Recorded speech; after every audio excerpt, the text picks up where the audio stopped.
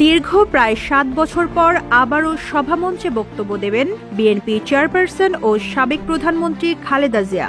সর্বশেষ জাতীয় বিপ্লব ও সংহতি দিবস উপলক্ষে ২০১৭ সালের ১২ নভেম্বর সোহরাওয়ার্দী উদ্যানে এক সমাবেশে ভাষণ দিয়েছিলেন। গত ৫ আগস্ট শেখ হাসিনার পতনের পর ২১ নভেম্বর সশস্ত্র বাহিনী দিবস উপলক্ষে সেনাকুঞ্জে সংবর্ধনা অনুষ্ঠানে উপস্থিত হলেও কোনো বক্তব্য দেননি বিএনপি চেয়ারপারসন। অর্ধযুগ পরে আগামী ২১ ডিসেম্বর রাজধানীর আগারগাঁওয়ে বাংলাদেশ চীন মৈত্রী আন্তর্জাতিক সম্মেলন কেন্দ্রে মুক্তিযোদ্ধা সমাবেশে সশরীরে প্রধান অতিথি হিসেবে যোগ দেবেন বিএনপি প্রধান। মহান বিজয় দিবস উপলক্ষে বাংলাদেশ জাতীয়তাবাদী মুক্তিযোদ্ধা দলের উদ্যোগে এই সমাবেশ অনুষ্ঠিত হবে। সেখানে ১.৫ থেকে ২ হাজারের মতো বীর মুক্তিযোদ্ধা উপস্থিত থাকবেন। এ বিষয়ে যাবতীয় প্রস্তুতি সম্পন্ন করেছে মুক্তিযোদ্ধা দল।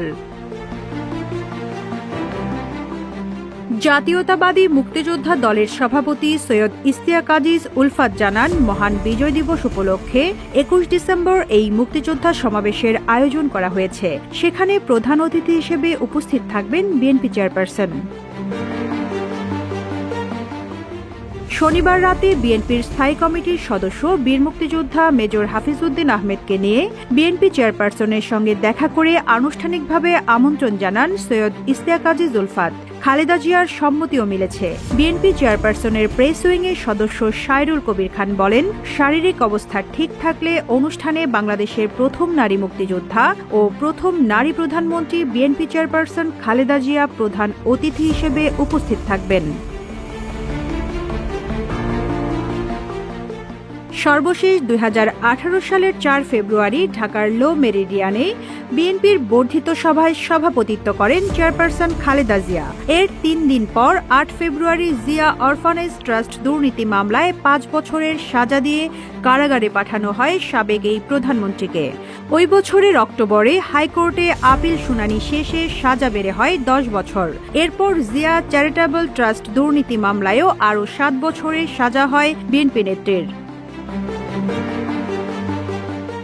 দেশে করোনা ভাইরাসের প্রাদুর্ভাবের পর পরিবারের আবেদনে ২০২০ সালে তৎকালীন প্রধানমন্ত্রী শেখ হাসিনা তার নির্বাহী ক্ষমতা প্রয়োগ করে খালেদার দণ্ড ৬ মাসের জন্য স্থগিত করেন। ওই বছরের ২৫ মার্চ সাময়িক মুক্তি পেয়ে গুলশানের বাসা ফেরোজায় ফেরেন খালেদা। তখন থেকে তিনি সেখানেই রয়েছেন। গত ৫ আগস্ট শেখ হাসিনা সরকারের পতনের পরদিনই রাষ্ট্রপতি মোহাম্মদ শাহাবুদ্দিন সংবিধানের ৪৯ অনুচ্ছেদের ক্ষমতা বলে সাবেক প্রধানমন্ত্রী খালেদা জিয়ার দণ্ড মওকুফ করেন। রিজওয়ানা রিন্তি, ইত্তেফাক।